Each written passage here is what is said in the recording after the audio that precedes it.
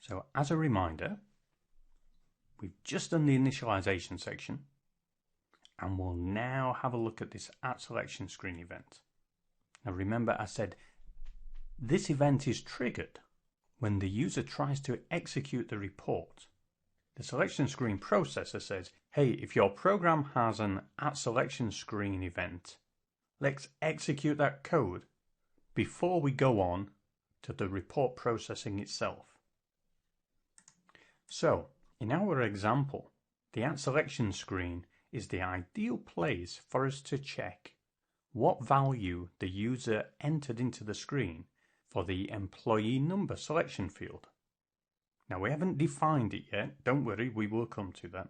But I'm just saying, what we're going to do is write some logic to check the value the user entered. If it's incorrect, or if it doesn't meet the criteria we are checking against, we can display a message on the screen to the user to tell them to correct their entry. Now the first thing I'm going to do is add the parameter statement. I'm not going to explain what the parameter statement is right now. That will come along in a few minutes' time. I just want to put it in there, and all you need to know is that's how we declare a parameter that will appear on the screen.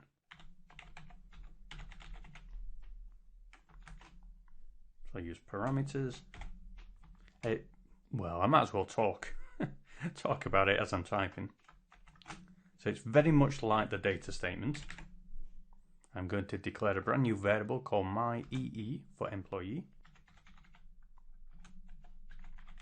And I'm going to make it like the employee field in our table. Now, we'll get down to writing the @SelectionScreen event. So below our initialization section, let's type @SelectionScreen.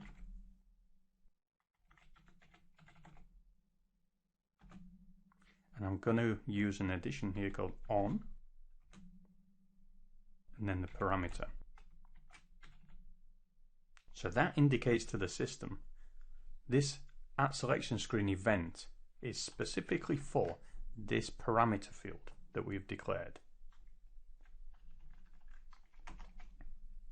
And this is where I'd want to check to make sure the employee number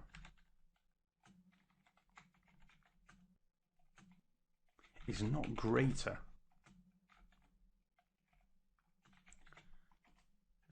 than the last employee number in our table.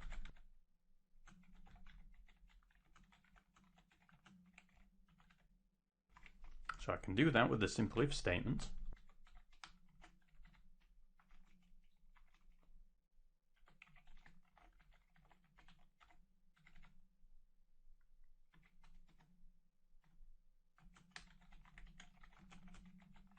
And this is where we would display a message to the user. The entry you have put into the field is greater than the maximum employee number in the table. And then we would finish it off with the end if statement.